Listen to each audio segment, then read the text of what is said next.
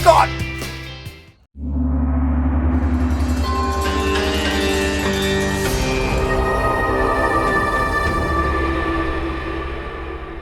It's a very exciting day, everybody. Welcome to the Esoteric Order of Gamers.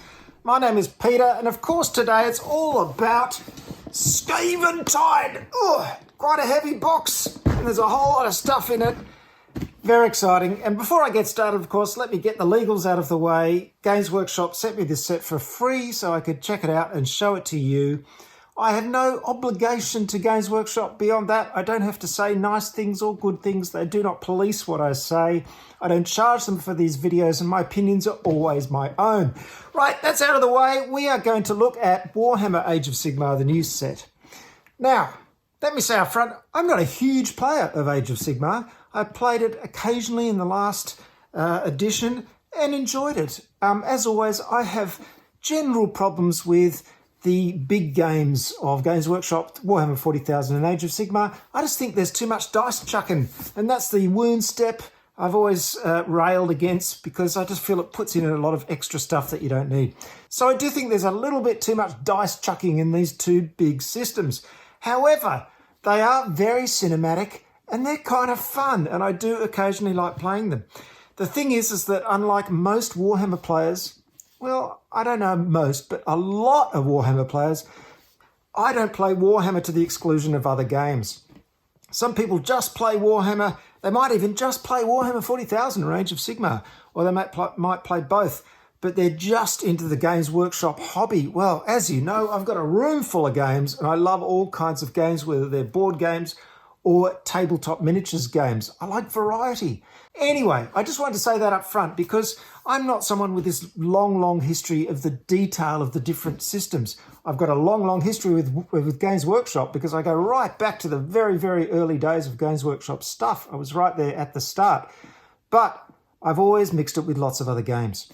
So let's check out Age of Sigmar's Skaventide. I haven't opened this box myself yet, so this is all fresh and new. I just wanted to share it with you because I was quite excited about it. I always get excited when there's a new edition, and it's fun to see what they've done this time around. And there's always that kind of holy grail. We're all saying, this one's going to be the perfect edition. Of course it isn't. Everything changes from edition to edition. Let's see what this one's about. Open up the box. Now, there's one thing I'm going to complain about straight away, and that's the flimsy box. See?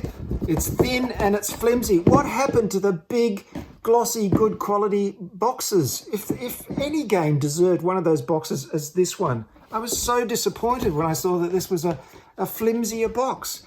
Come on, Games Workshop. This costs a lot of money. I don't know what the retail price is of this yet, but I imagine it's pretty damn pricey, and you can't even spring for a solid box. Sorry, that annoys me. This should be top quality product. Anyway, that's my first criticism. We've got a piece of artwork to cover things up, and of course we've got gazillions of sprues. Here's our bases. Now, as you no doubt know, well, maybe you don't, maybe you know nothing about this new system, but basically it's the Skaven versus the Stormcast Eternals. Now, apparently the Skaven have managed to break through into the reality of the mortal realms and brought what is called Blight City, the big Skaven city, into the mortal realms somehow. I don't know where they were up to this point. Maybe they just weren't around anywhere. I'm not sure about that. Anyway, but they've exploded into the mortal realms, so this set is really focusing on the Skaven, probably why it's called Skaventide. And then we've got the Stormcast Eternals. Now, Stormcast Eternals have been, of course, in every Age of Sigmar set up to this point. In this case, they've got a little bit of a tweak on it, and that is that we have been told that the more times the Stormcast Eternals get resurrected, this is a bit stuck together, I'm not going to touch that, it's dangerous. The more times they get resurrected, they lose a bit more of their humanity. And in this case, the need is so dire that Sigmar has brought back some of the Stormcast Eternals from the Ruination Chamber, which means they're very close to basically losing their humanity altogether. Now, having seen some of the figures in this set painted up, I'm not really seeing too many signs that they are losing their humanity. But I'm going to make a prediction. You heard it first here, folks. Take note. I bet you anything that very soon, well, maybe not this edition, but definitely probably in the next edition, we're going to get the bad Stormcast Eternals in the same way that we have traitor legionnaires and the Space Marines in Warhammer 40k. I think we're going to get we're going to get warped bad guy Stormcast Eternals. I think they're saving that up. That's my prediction. I'm just guessing. But in this one, they just look a little bit harder, a little bit leaner, not huge amounts of changes. Now, we also get a terrain sprue. There's a couple of bits of terrain, really nothing too fancy, just a couple of walls and a couple of obstacle pieces. I wish they put more terrain in the set. That's one disappointment. I personally have heaps and heaps of terrain. I don't need more. But certainly if you're a newcomer to Age of Sigmar, you're going to need a lot more terrain than this offers you. So we've got another bit of cardboard here protecting the rest of the contents. Same picture on the other side. And then, oh look, there's a few more bases in here. Let's just take these out. Little ad for something. What's this? The Slaughter at Hell Crown. Play a game with your box set. Report your results to decide the fate of a key city. Well, we can get into that if you want. Now, what's all this? Now, this is a new thing I've noticed with latest products. What they're doing is wrapping things in sort of flimsy cardboard boxes. This is obviously to stop them shaking around in the box. Looks like we've got, two here. There's a little bit of tissue in there. I don't know what that's for. Let's get all this out of the way and make space for what we have here. Now, I'm not going to build the miniatures for this video because this is just an unboxing. I want to show you what's in the set. But of course, I'll be getting onto building these and putting them together and showing you the built versions eventually. Now, we've got two things here. What do we have? What should we open first? Let's go for this one. Now, I'm going to need a knife for this so I can cut it properly. Hold on. We've got kind of a sticker holding this together, so I'll just carefully slice this open. There we go. Nice and neat. So, I mean, this is a nice idea, but it is, again, very flimsy cardboard. If this was kind of thicker cardboard, you could actually use it as a transport device or something, but I can't imagine that standing up to too much rough treatment. So, what do we have? Now, another thing you'll find bizarre about this set, and I was a bit shocked, there's no dice. I mean, you only use normal six-sided dice, but I think for a set that's launching the new edition, it seems really strange to get a set without dice in it. Why is that? I don't know. Again, saving them money.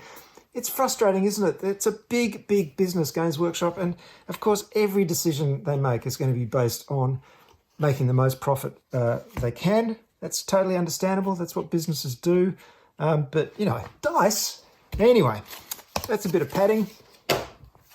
So we've got a big book showing us how to put all the miniatures together. That's going to keep me busy for a few evenings. Now, when you're building your miniatures, I highly recommend, I sit down, this is the way I do it, and I recommend it. Sit down, stick your earpods in, and put your headphones on, whatever, and listen to some podcasts, some interesting podcasts. I find it's absolutely perfect for building miniatures. You don't need to use your brain too much when you're building miniatures because you're just following instructions. So it's really nice to have something going on in the background, or just music if you prefer, but I like a historical podcast or something like that. And I also listen to RPG sessions, actual plays, things like that, sometimes ghost stories, so a range of stuff, and it keeps my brain engaged while I'm building miniatures. So that's what I recommend. Now, here's our board. Now, this board is specifically designed for Spearhead. What is Spearhead, you ask? Well, in Warhammer 40,000, they have something called Combat Patrol, and the idea behind that is that you can buy a Combat Patrol box with a certain amount of miniatures in it, all from one faction, and you can play immediately with those miniatures, once you've built them and painted them, of course. And it's a sort of simplified set of rules and a simplified set of stats for the models involved. And you can play a game very quickly. Now, they've done the same here for Age of Sigmar and called it Spearhead. And also, I think the rules are a little bit even more specifically designed for Spearhead. They're a bit simplified. They use just the core rules. That gets us on to the fact that these are also modular rules. So you've got the core rules, and then you can add particular modules to make it more complicated. Now, when you play the whole game of Age of Sigmar, of course, you want to throw in all the modules, and then there'll be different ways of playing. For example, if you're playing a Path of Glory campaign system where you're changing the stats and the abilities of your units as you play a sequence of games, you might be missing one module that's taken off, like the battle tactics module, I think, is taken out of that particular type of play. And the advantage of this is not only, I suppose, that it keeps things more modular in your head, which is great, but I mean, when you're playing, most of the time you're either going to be Spearhead games or you're going to be playing full games, but they can swap out entire modules, so they can decide to change the whole magic module for a particular season of play or something like that. So it gives them a bit more flexibility. You know, it's an interesting kind of idea. It's also color-coded and everything, so you can keep track of what rules apply to what module. It'll be interesting to see how it works. Anyway, let's have a look at this board. Now, it looks like these big circles on the board are actual sort of objective areas, I'm guessing. As you can see, we've got 5 big objective areas on that one. And it looks like there's a diagonal line across there, so that probably has to do with the deployment as well. And then the other side, we've got, well, it's a more scattered approach, isn't it? There's like half circles coming off the edge of the board. But, you know, that's a nice size. That looks like your sort of usual kind of 22 by 30 inch kind of board. So that's quite nice. Be using that for your Spearhead games, and I'm looking forward to playing Spearhead games because apparently you can play them in about an hour, and you know, they're fast and furious, and I think that's great because anything that gets a game to the table faster is all right by me.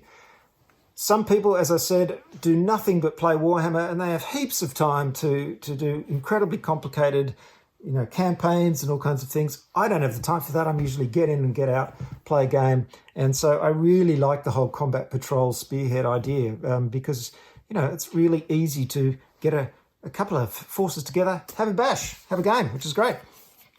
We've got this little set of cards here. What have we got here?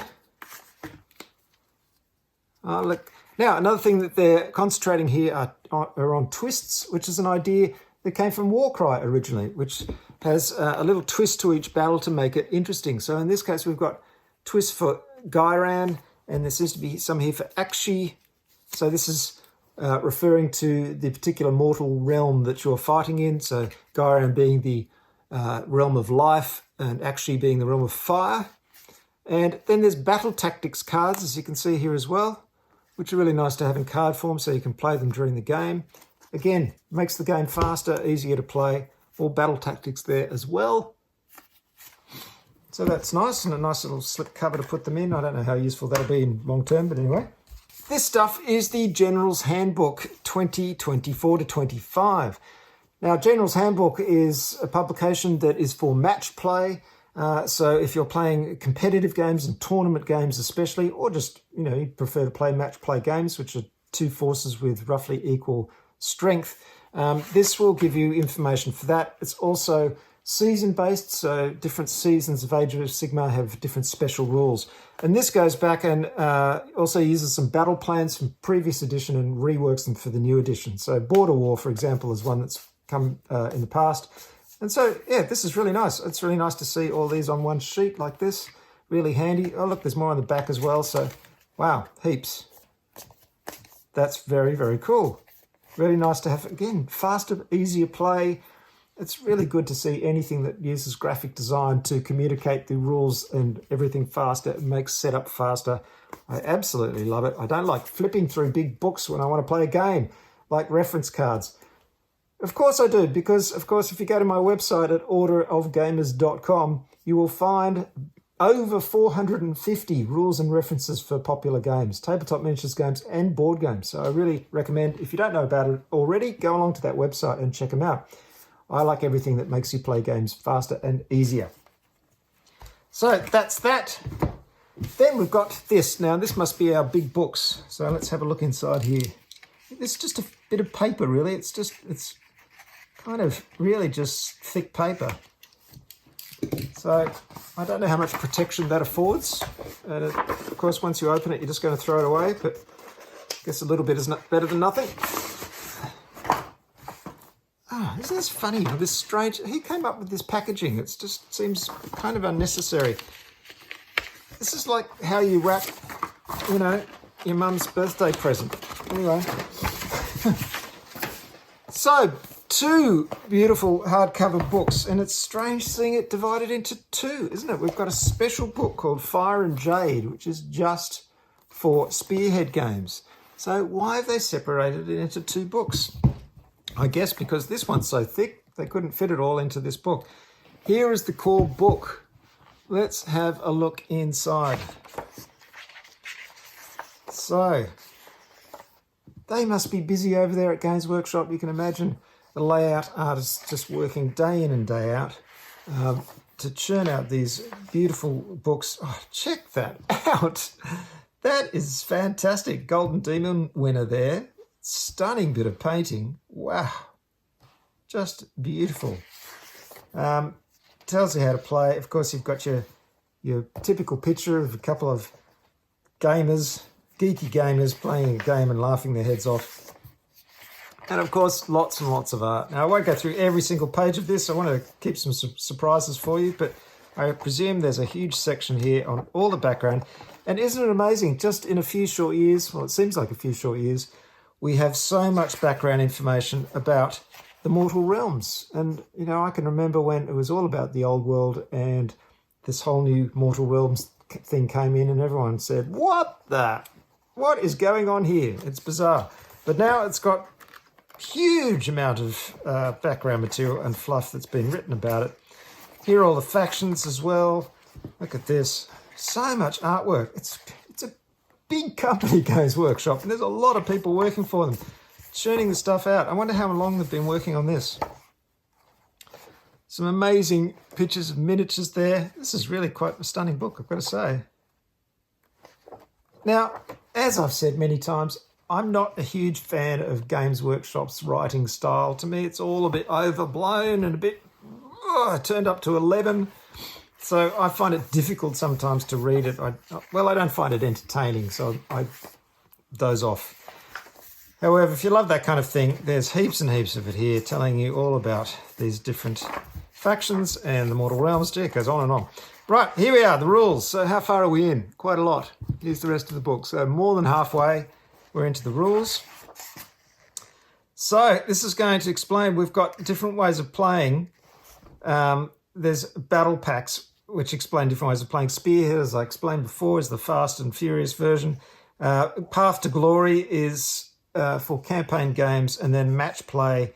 They've got something called First Blood, which is your first games of match play, and it sort of eases you into, having evenly matched battles like that as well.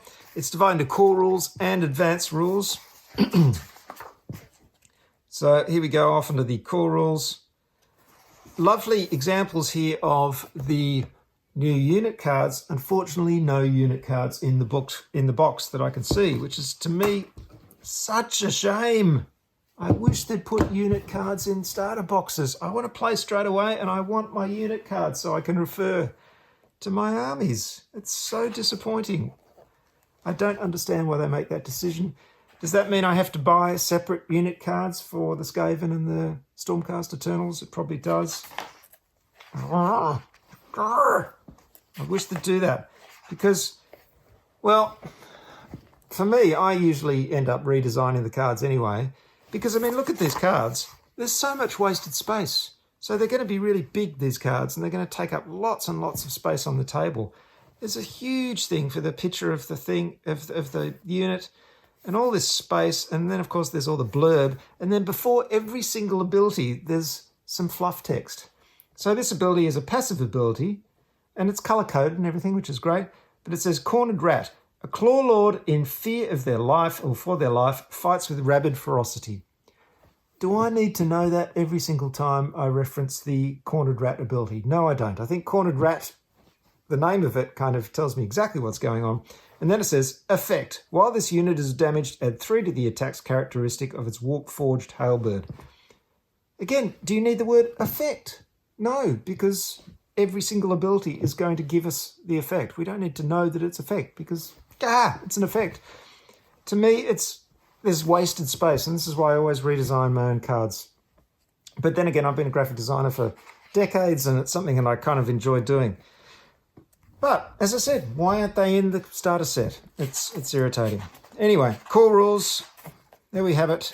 How long does this go on? Core rules. So we've got nice examples there. That's good to see. More core rules. Then we get onto the advanced rules. Now, I think it's interesting that Spearhead is just the core rules. So what are we going to be missing out on if we don't play? We're going to be missing out on commands and command points, details about terrain, magic, army composition, command models, battle tactics. Okay, well, that's not too much. A bit worried about missing out on commands and command points. And, of course, magic. I want magic in Spearhead games. Anyway, I will reserve judgment until I've played some Spearhead games and I know what it's like. So that's our advanced rules. Then we've got, what's this? So this is Path to Glory. So this is campaign game rules, stuff like that. So, as always, beautiful design. Looks great. Nice book. So, then we have a look at Spearhead. Now, this is interesting because, as I said, we haven't had this in a separate book before. A Spearhead battle. Look, there's an example of it.